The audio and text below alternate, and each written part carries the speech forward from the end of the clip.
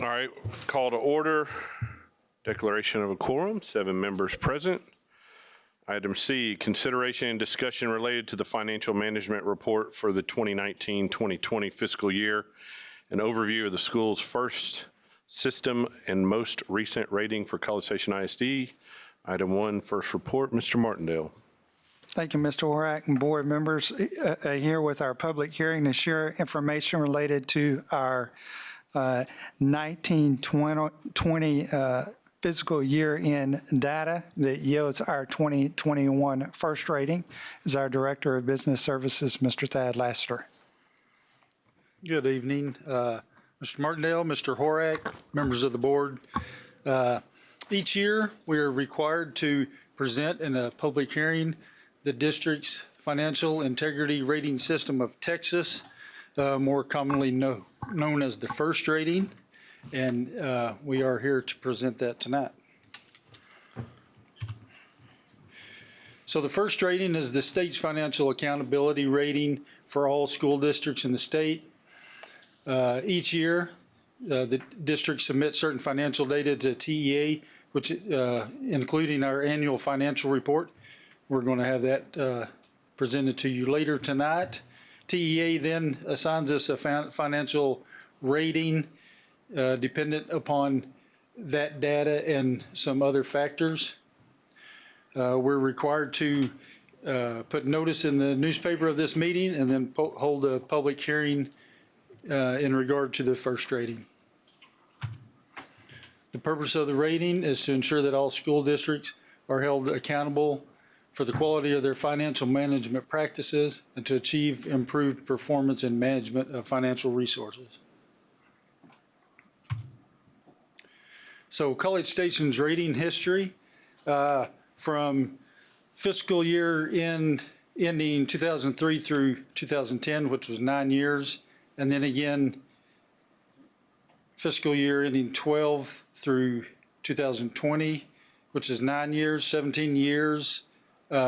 We received a superior achievement rating. We had 1 year, 2010-11, which we had above standard achievement. And then this year's rating is met standard achievement. And we'll go into that a little bit further.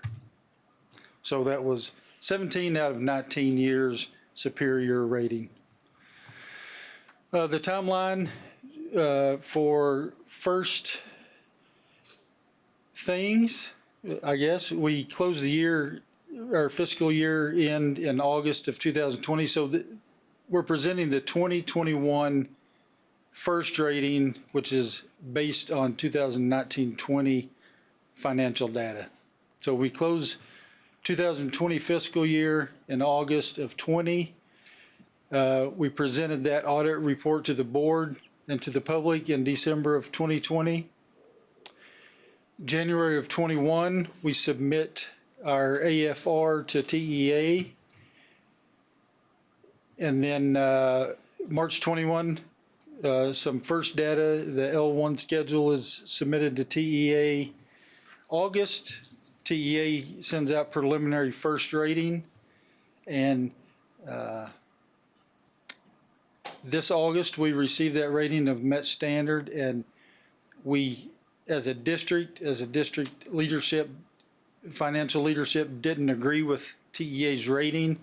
So we appealed to TEA to have that rating increased. November, TEA sent us appeal denial. So our final first rating was received then, and then here we are, December, presenting this to the board. So the determination of the first ratings: A is a superior achievement, 90 to 100 points. B, above standard, 80 to 89. C, meets standard, 70 to 79. And then anything under 70 is a substandard or a F.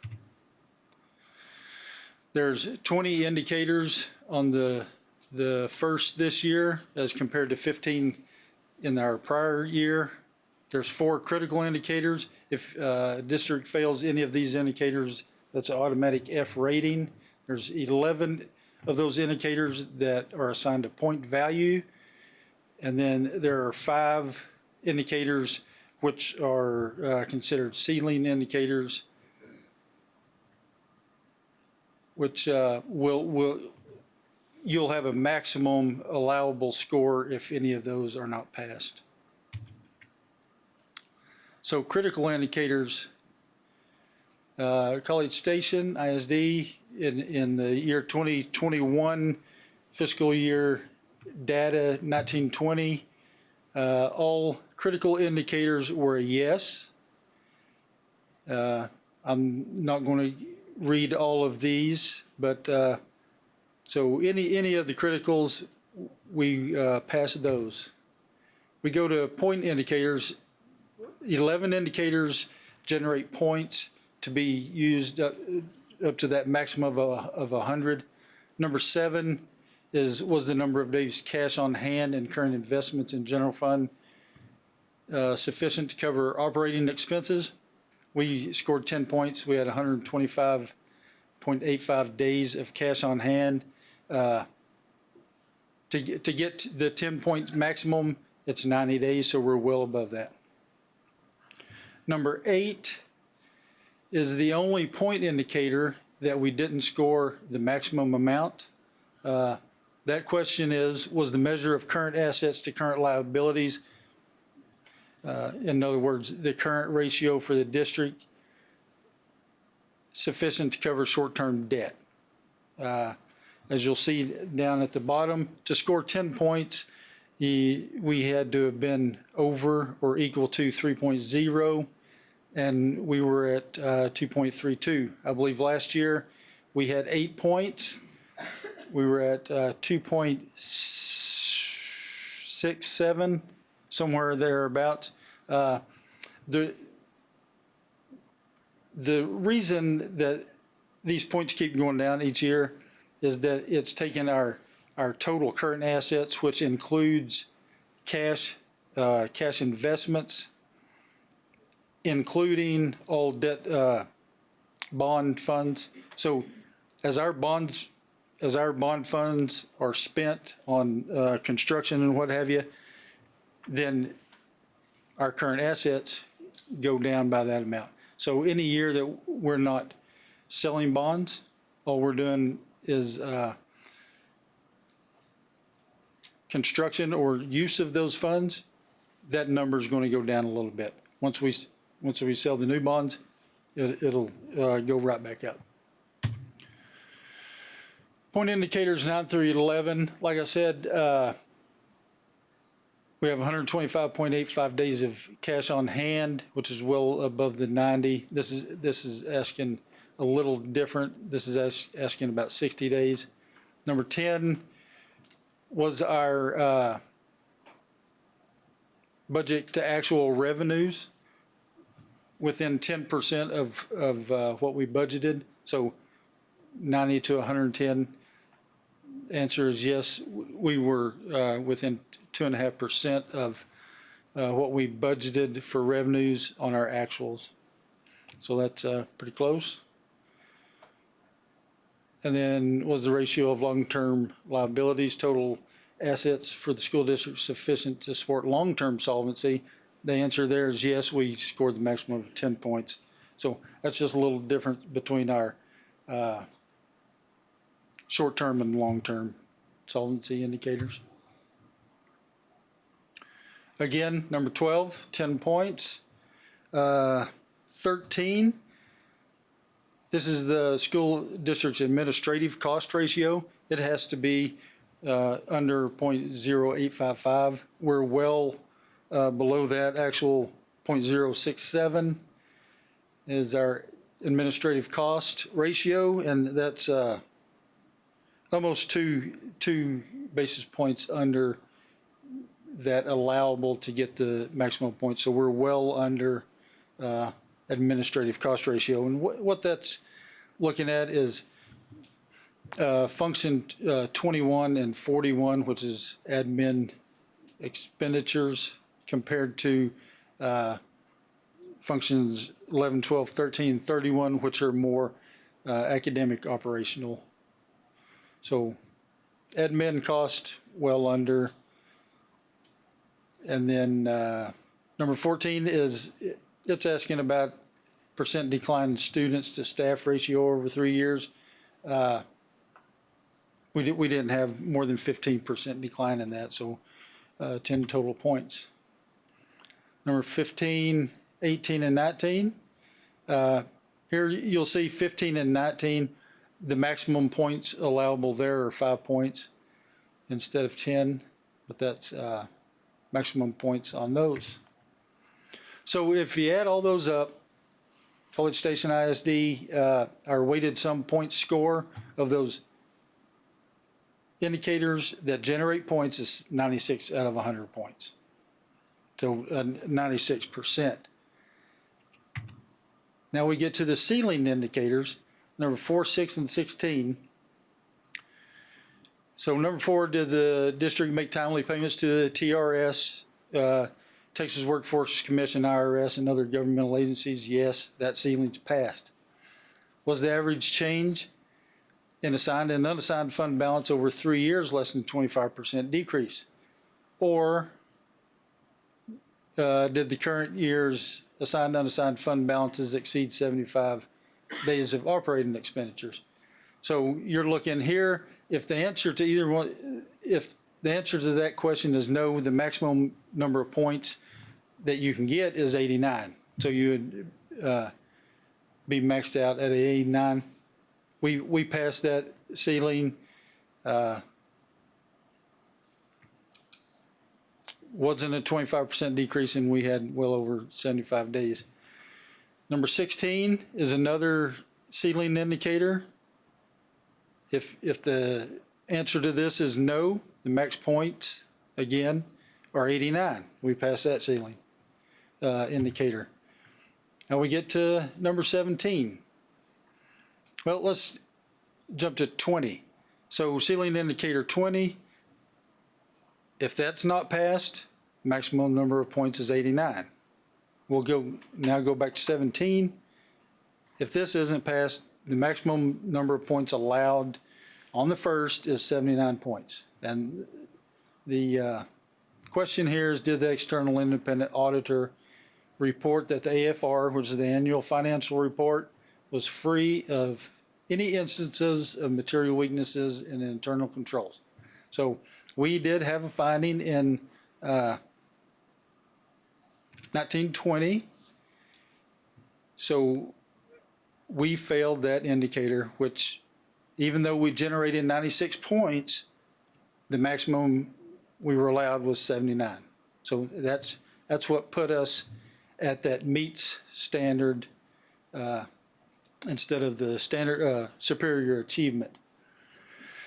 So what had happened, just to go into this a little bit, is the independent auditor had requested some time and effort sheets in our one of our federal programs.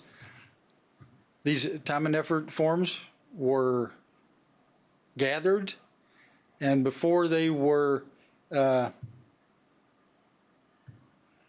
guess given or sent to the auditor, they were misplaced somehow.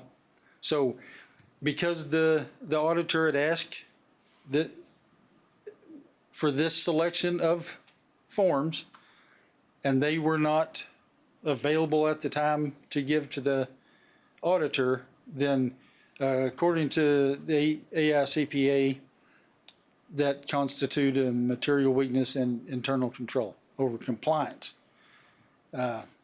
So that in our audit report that year, that's what we had to have. So, like I said, we appealed to TEA. We had letter of explanation from us. We had support stating the entire total number of actual time and effort documents that the district had, and how those 10 that were selected were just a very small sampling, but that was the sample that the auditor had requested, and we couldn't come up with those. We also had a letter of support from our external auditor, who had to give us that material weakness finding. So from Weaver and Tidwell, they sent a letter to TEA. Long story short, TEA rejected our appeal on our first rating. This is just a couple of quotes of what Weaver and Tidwell had sent to TEA, just saying, yeah, there was, by definition, a material weakness in compliance, but not over financial statements, not over the financials, just over compliance in one federal program out of many. But there again, TEA did not grant that appeal. So therefore, our maximum allowable score was 79, and that's a meet standard achievement.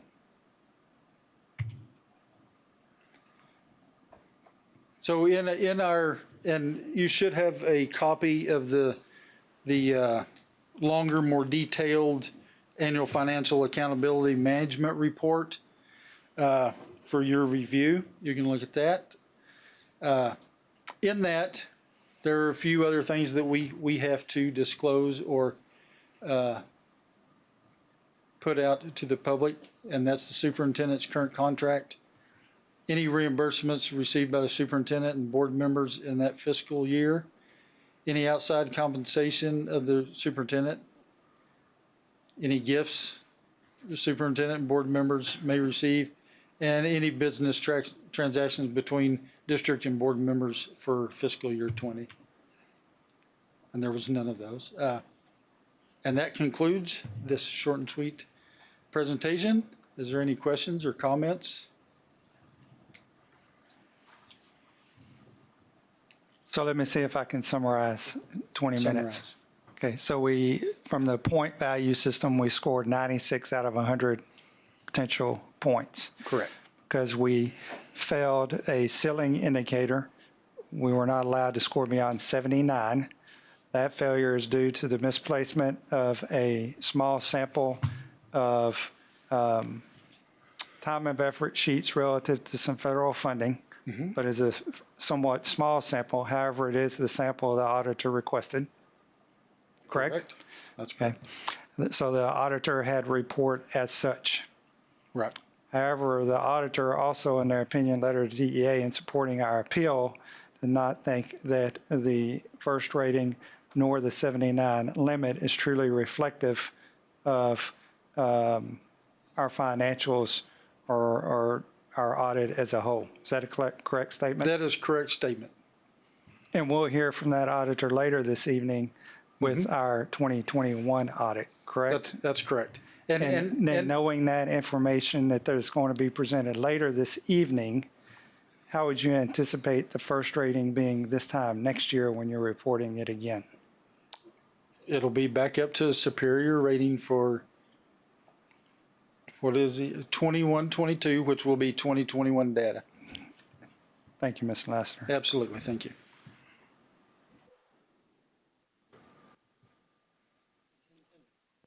Also, just to clarify, the corrective action that was taken should prevent, because it's online now, prevent the actual physical misplacement of any documents or anything like that. Correct. And he had the corrective action stated, because you have to provide corrective action immediately upon the finding. As a matter of fact, when there's a finding, when the auditors come back the next year, which they just finished, and again, will report to us later, they have to go back and check that particular mechanism that was a finding in the prior year. Correct, Mr. Lassiter? Yep, that's correct. And they have a opinion in the report this year that corrective action was taken and was fixed the issue. Met compliance. Yeah. All right. Any other? Nothing? Thank you, Mr. Lassiter. Item D, receive public comments related to school's first rating. Anything? And nothing there. We're going to adjourn.